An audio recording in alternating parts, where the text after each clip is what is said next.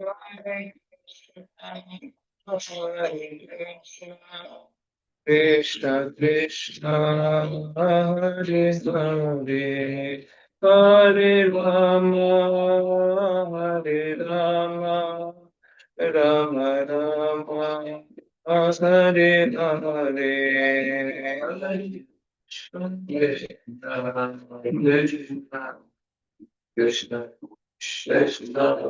Hare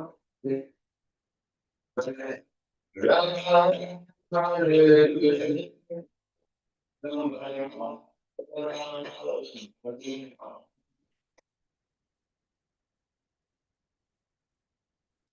Om Namo Bhagavate Vasudevaya. Om Namo Bhagavate Vasudevaya. Om Namo Bhagavate Vasudevaya. Om Namo Bhagavate Vasudevaya. Om Namo Vasudevaya. Om Namo Bhagavate Vasudevaya. Narayanam Namaskrityam Naram Chaiva Narottamam Devim Saraswati Vyasam Tado Jayanti Srimvatam Sakatam Krishna Punyashravanam Kirtana Hridiyantastoya Vattamani Vidunoti Suritsatam Nashtaprayeshu Bhadreshu Nityam Bhagavata Sevaya Bhagavati Uttama Shloke Bhakti Naistiki Grantha Bhagavatam Ki Jai. Hare Krishna, dear devotees, thank you for joining the Srimad Bhagavatam class. I seek your blessings so that I can present following the mode of Guru Parampara. Vanchakalpatarubhishya Vasindeveya Prati Pranam Pavijya Vaishnava. We are continuing our reading of Canto 1, Chapter 17, Text 10 and 11. 1, 17, 10 and 11. Kindly repeat after me. I think I got this. Oh, the Greek stress is 9, verse 9. Prabhu did both 9, 10, and 11. Yeah. This next verse. But the next 3 months are 9. Yeah, but I went on with the 11. Okay. I went on to that. I mean, if you want, you prepared for this? Yeah. Yeah, That's that's go okay. ahead. We got a minute up to you. Perfect. We never listen to Yeah, just go ahead. Okay, we can. Sorry. I was also I once saw a live stream. Yeah. Previous. Okay. Text 10 and 11 again. यस्य राष्ट्रे प्रजा सर्वास् यस्य राष्ट्रे प्रजा सर्वाः रस्यन्ते साध्य साधुभिः रस्यन्ते साधुसाधुभिः तस्य मत्तस्य नश्यन्ति तस्य मत्तस्य नश्यन्ति कीर्तिरायुर्भगो गतिः कीर्तिरायुर्भगो गतिः एष राज्ञां परो धर्मो ईश्वराज्ञां परो धर्मो यातानाम् यातानामर्थिनिग्रहः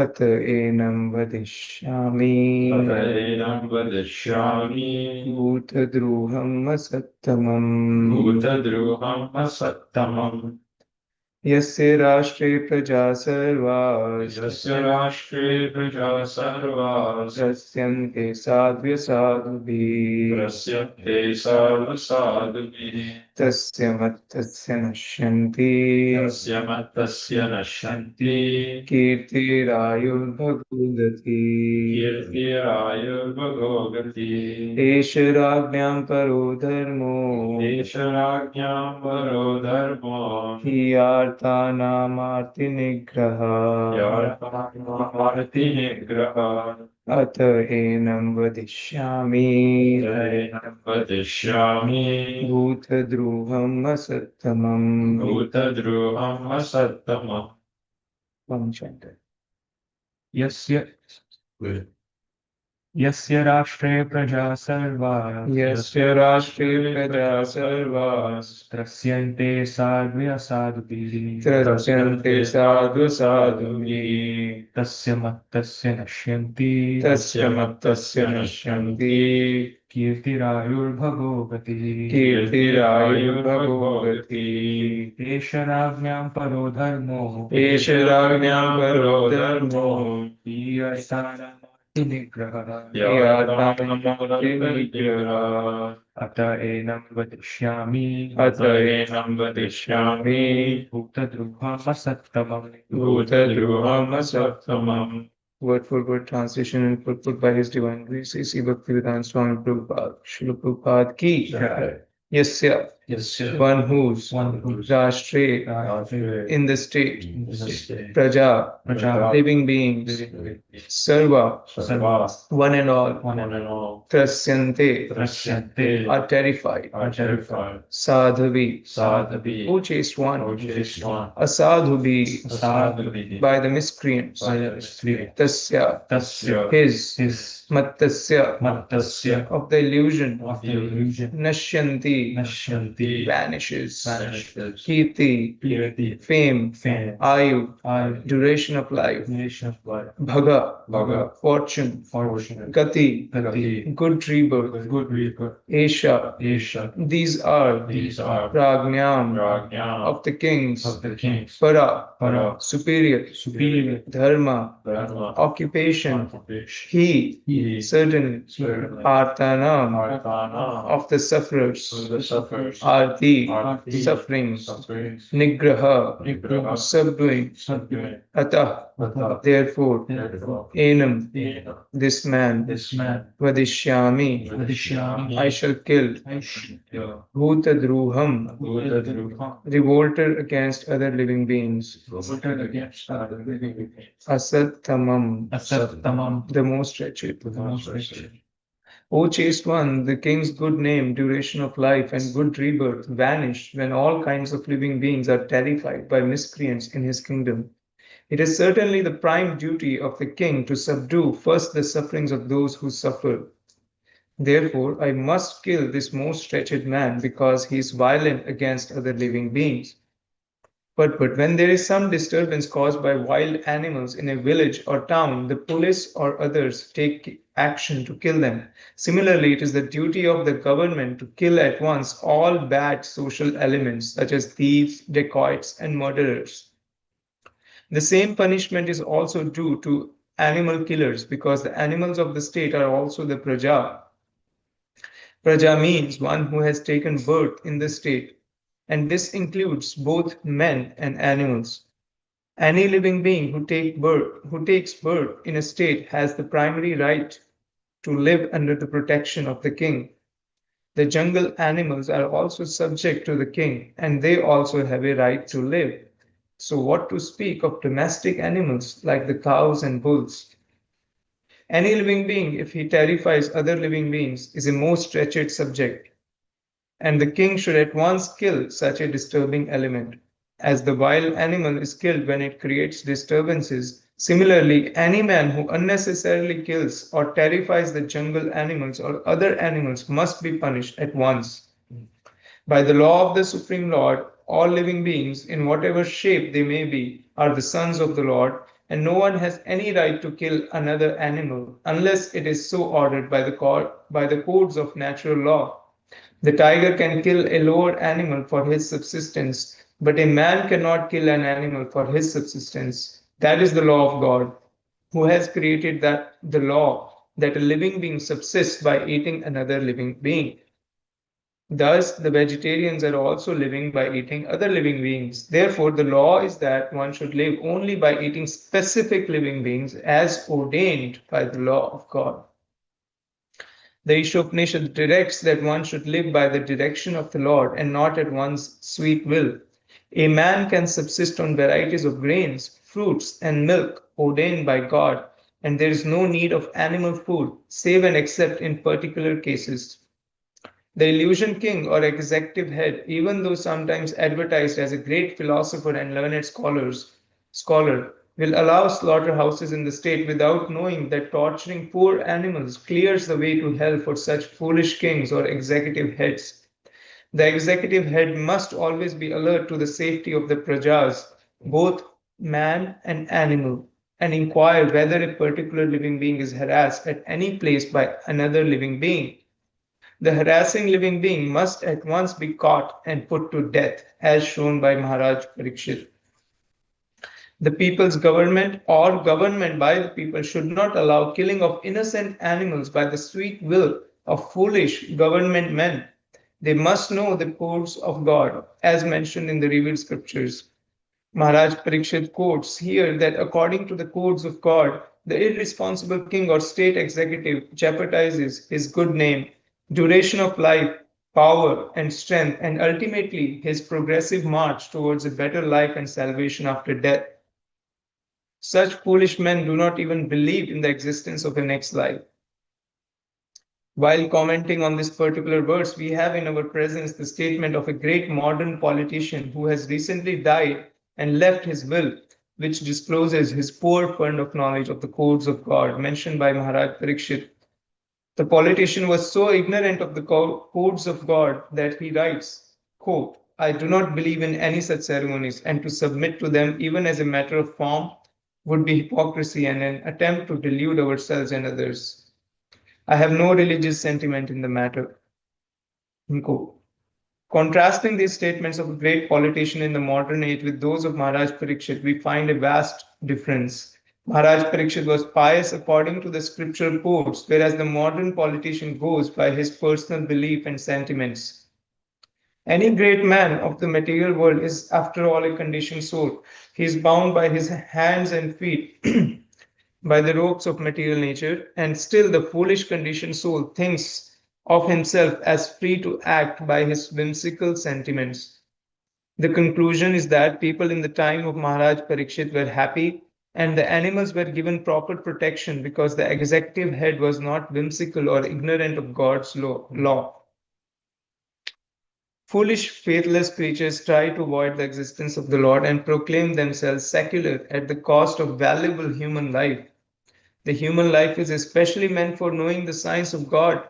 But foolish creatures, especially in this age of Kali, instead of knowing God scientifically, make propaganda against religious belief as well as the existence of God, even though they are always bound by the laws of God, by the symptoms of birth, death, old age, and disease.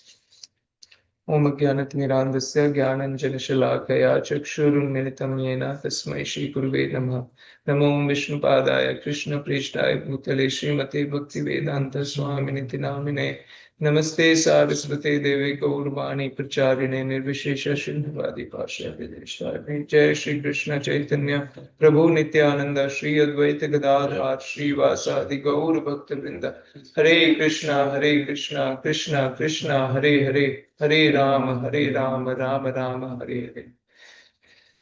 So in this context we are seeing that Maharaj Parikshit is going around the kingdom looking around that everybody is following the law, and he found this particular Shudra who is dressed like a king, and he's beating the bull, the white bull, white like lotus.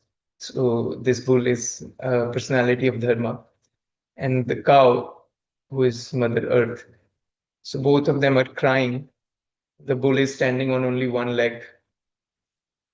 The Shudra or this Kali personified is beating the legs of the cow. So the cow is crying, feeling helpless. So Maharaj Parikshit, when he sees this sight, he becomes really angry, and he is ready to punish this personality of Kali, and he's giving his reasoning why he is planning to kill or punish this personality of Kali. So this verse is so instructive for modern administrators of the world.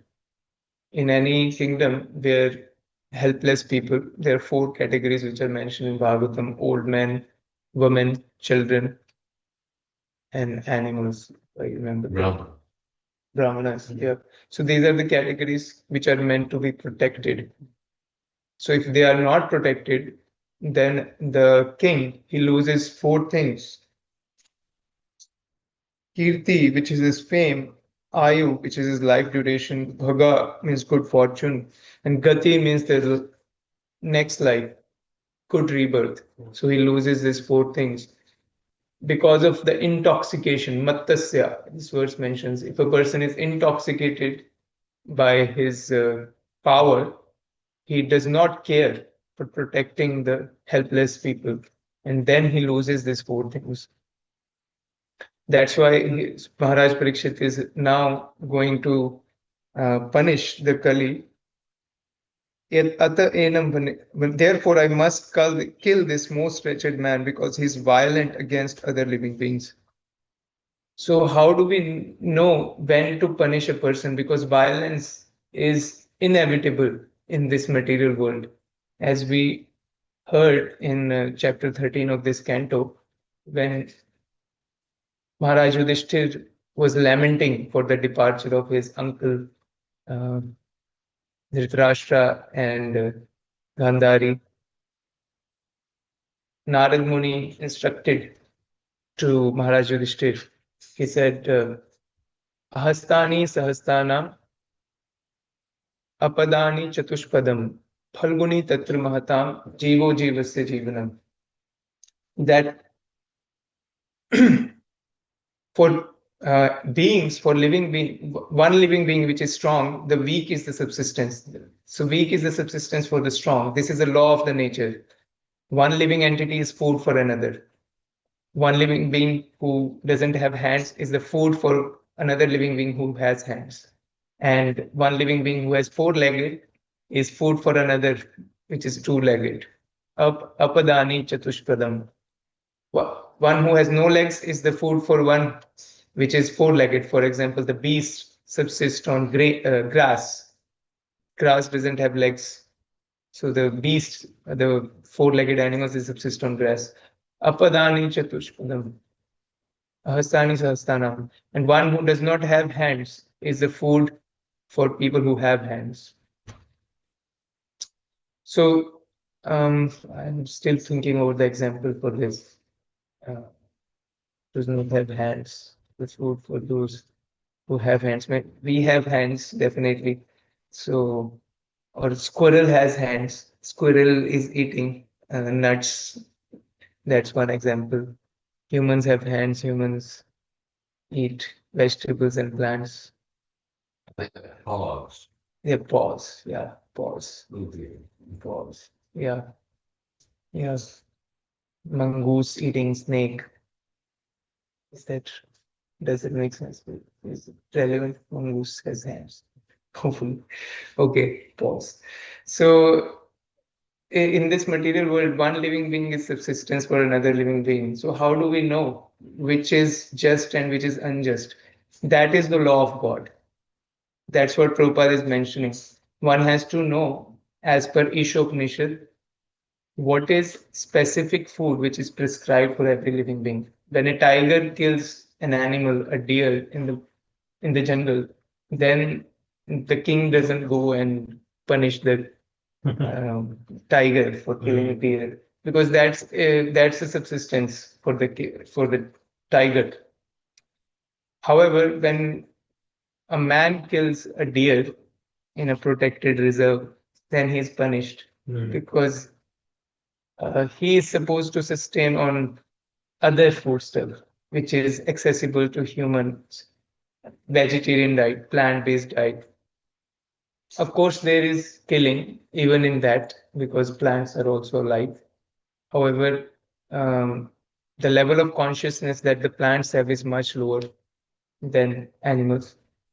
It does not justify humans killing plants, but again, one living being is food for another. So the prescribed food for human beings is plants and grains and vegetables and fruits. Moreover, it's not just the vegetarian food, it has to be offered to Krishna to remove the karma. There is still karma when we eat plants and vegetables. However, when we offer this food to Krishna, then that karma is taken away. Krishna says in Bhagavad Gita, chapter 9, Patram pushpam phalam toyam yo me bhakta priyachati tadham bhakti uparitam ashnami priyatatmana. That one can offer fruits, leaves, flowers, and water to me with love and devotion, then I will accept it. So such kind of offering removes the karma from the plant, eating of the plants and animals, plants and animal products, such as milk and dairy. There's another verse in Srimad Bhagavatam, Canto 3, when Lord Kapila is describing separatist mentality or envious mentality. Such a person cannot perform pure devotional service. In that context, he says that one should eat in such a way to commit minimum or least violence. So when we are when we are sustaining on plants, we are committing the least violence. Fruits are available as a byproduct from the plants. We are not committing any kind of violence. When the plants are harvested, they are grown up completely. If they are not harvested, they will rot in the field. So in that sense also it is recommended to harvest them. Also we can compare the environment of a farm to the environment of a slaughterhouse. So we can see how gruesome the slaughterhouse is if the animals are being killed compared to the plants when we are harvesting the plants. It is more in the mode of goodness when we are harvesting. So it is definitely easy to make a choice between plants and animals by that sense. Also, I was checking studies on vegetarian diet between vegetarian diet and eaters. So there is a study by Oxford where it is mentioned that people who sustain on plant-based diet, they have less risk for many kind of diseases, cholesterol, heart disease, etc., etc. Um, so even health-wise, it is more recommended to subsist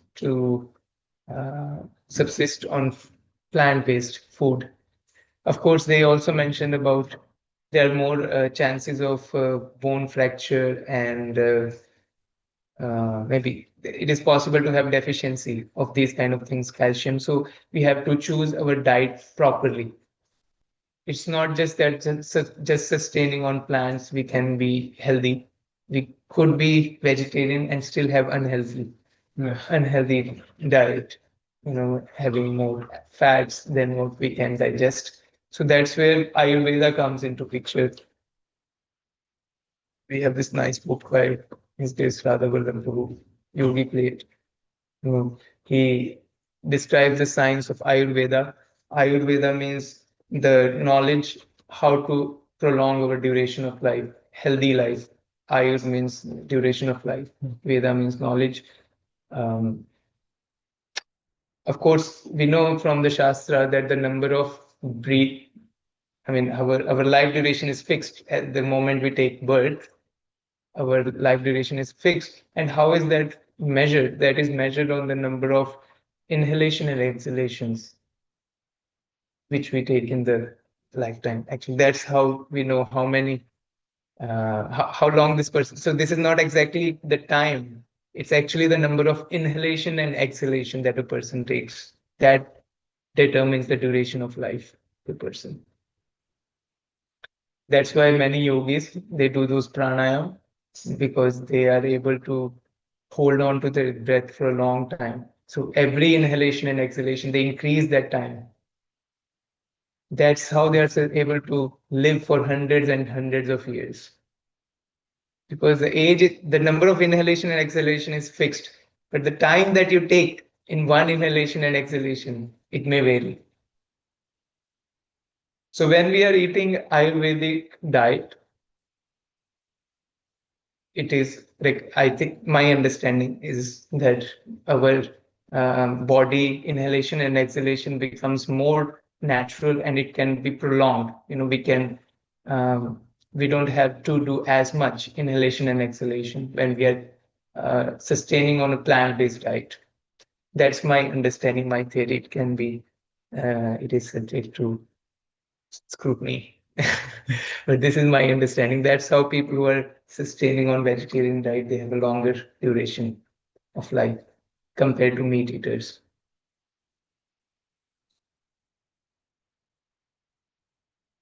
Prabhupada also mentions the people's government or government by the people should not allow killing of innocent animals by the sweet will of foolish government men. They must know the codes of God as mentioned in the revealed scriptures. So because we are not following the codes of God, there will be um, wars, pestilence, disease in the society. Prabhupada writes this in many other purports. Whatever we do unto others, it comes back to us. So we cannot expect a peaceful society if we are killing animals. We are seeing so many wars happening in the world now. There's conflict between Israel and Iran. There's conflicts between Ukraine and Russia, India and Pakistan. That is because we are not following the laws of God. So when we are killing animals against the laws of God, that will come back in the form of wars. And people people are confused why there is war every why does this thing happen. So this is a reaction to our activities. Another thing here is it is mentioned is that the administrators do not believe in the next life. That's why they do not worry about karma so much. They do not believe in next life. But a sober person will see that there are so many living entities in this universe, in this world. Some people have taken birth in rich nations, rich families. Others have taken birth in poorer families, poorer nations. So, who is determining that?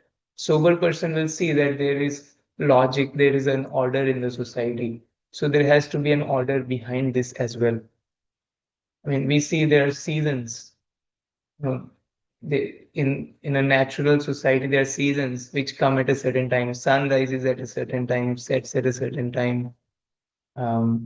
There's an order. There's so much order to the society, to the world. There's water cycle, there's oxygen cycle, there's nitrogen cycle. So many ologies that we study in the world. So that means there's an order to the nature. So why not? Why won't there be an order to the birth? There should be an order to the birth. So such a person should think, okay, there has to be a next life. There has to be a next life in order for a person to reap the results of his activities in this life. So from this one can appreciate this understanding that there is next life, and then one can act accordingly. So sober person will appreciate this. I meet many people on book distribution. They believe in reincarnation because it makes sense. You don't need a scientific study for it. It's a common sense.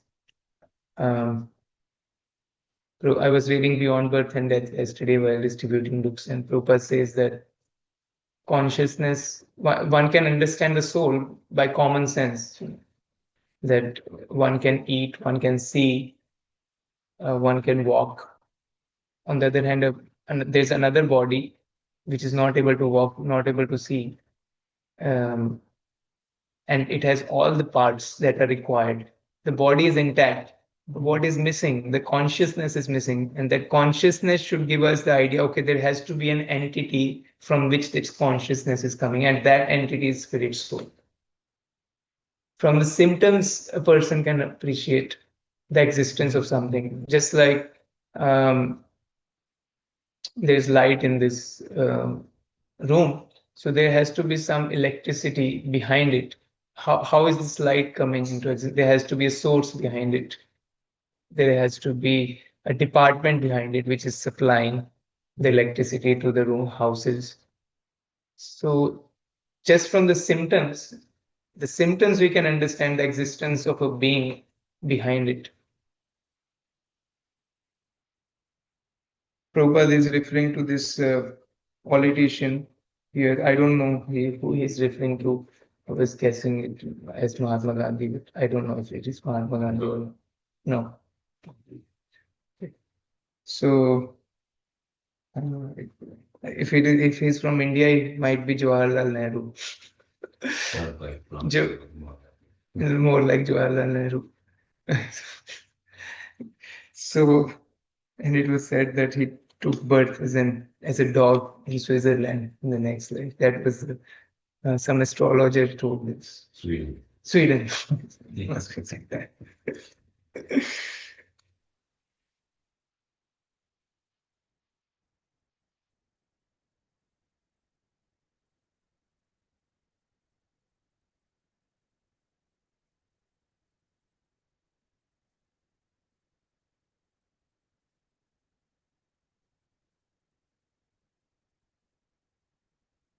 Yeah, another point is that Kshatriyas would go and kill animals in the forest.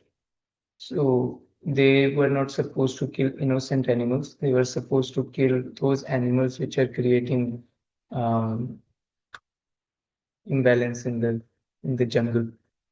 So um, yeah, they were not just killing without check and balance. They were allowed. They were supposed to kill and practice the martial arts so that they can protect the citizens. That's why they were killing so many animals. Yeah, I will stop here. We can open up for any questions or reflections.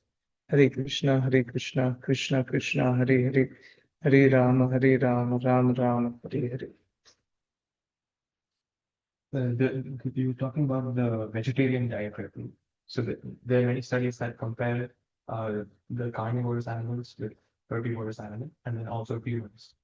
And then they say that the carnivorous animals have the uh, the canine. They have that in much sharper and larger size, and that is to cut through flesh. But then the monkeys or other herbivorous animals have a similar teeth structure as us, which is made for grinding and chewing and not for slicing through. So we have a lot more molars and premolars, and just one canine to like break the food. Whereas the carnivorous animals have more of the canine and less of the molars because they don't have to chew the flesh that much. So we need to grind and chew the vegetables and beans and everything. That's why we have the thing as the herbivores animals. And similarly, the large intestine that we have, it's very long. It's because the plants take a longer time to digest and they go through the entire system. But for carnivorous animals, it's very short because the meat, the flesh that they eat, it starts putrefying immediately. It starts going bad immediately. As soon as the animal is dead, it goes bad. So what happens is it needs to exit the body as soon as possible. So the entire intestine is very small. So it goes and exits soon. But humans, when they consume meat, what happens is the meat stays in the large intestine for a longer period of time, and that causes like you can say more stress and inflammation to the body than what a like plants would be because it's not exactly designed for that use case. Yeah. That's so true. I think this is mentioned in Higher Taste book also. And that's why I was seeing that book. Yeah. It was there. But I think The Higher Taste book has this table. What is it called? Like carnivores, herbivores, and humans. So they compare this. It's nice to have this. This is very nice. It makes sense. It's common sense. We can just see that. Yeah, this long teeth. We don't have that long teeth. We have canines. So, and the structure of the intestine, that makes complete sense. So, this is called reasoning. A human being is supposed to reason and then do something. No, animals cannot reason. They know what they are supposed to eat just by instinct. A tiger knows by instinct that it has to jump on its prey and kill and eat the flesh. But humans being are supposed to think and before they eat. They can't just eat anything which is available in the market. That's why this verse says about paro dharmo, right? Eshadagnyam paro dharmo. It's the duty of the kings to protect the uh, helpless people from miscreants. So our duty as a human being is savai pumsam paro dharmo. Yato bhakti radokshuje ahetukya padatiyata yadma suprasidati. The duty of a human being is to develop unconditional, unmotivated, and uninterrupted love for the Supreme Personality of Godhead. So, in any activity that a human does, he has to think twice. Is it bringing me closer to that goal or is it taking me away? So, especially the food, food is such an important part of our existence. Ahar Shuddho, they said if the Ahar Shuddho, Sattva Shuddhi, it means that if our food is pure, then our existence is pure. There's a verse on this actually. Ahar Shuddho, Sattva Shuddhi. That's why there was this joint families, and the women, the mothers would cook. They they they were so careful about what kind of diet that a child needs or the adult needs or the grandparents need. So it was such an important criteria while marrying the son that the woman knows how to cook. Because food is such an important part of their life, and these women, they were already well trained in the Ayurveda. So they could understand the nature of the body, and they could give the food with accordingly and with affection. So food is a medicine. So that's why that family structure was so strong. Everybody was so happy because their food was according to their need. And of course, if it was offered to the Lord, then it was spiritualized. So Radheshyam Prabhu talks about sanctioned, sanctified, and regulated. So women who were trained properly in Vedic culture, they knew what kind of food is sanctioned, how to sanctify it, and how to have it in a regulated manner. So that's why mothers are revered in Vedic culture, because the great kings or the great acharyas, they come from such women of high character. And that's why they were not supposed to work, because their main job was to create leaders.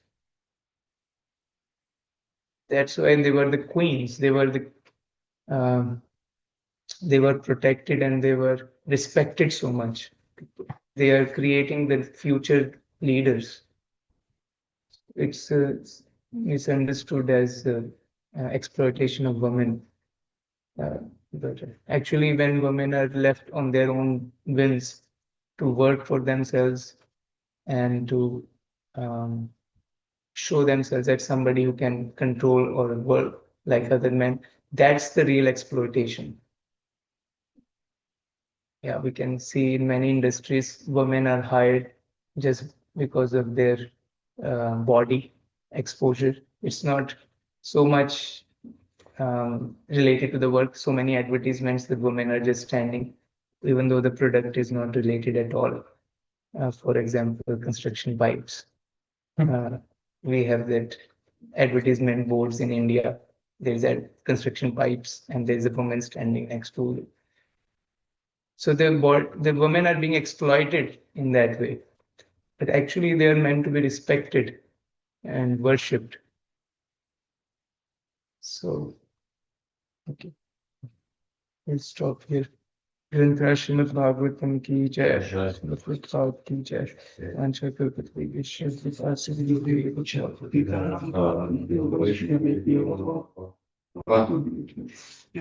जय प्रभु की जय।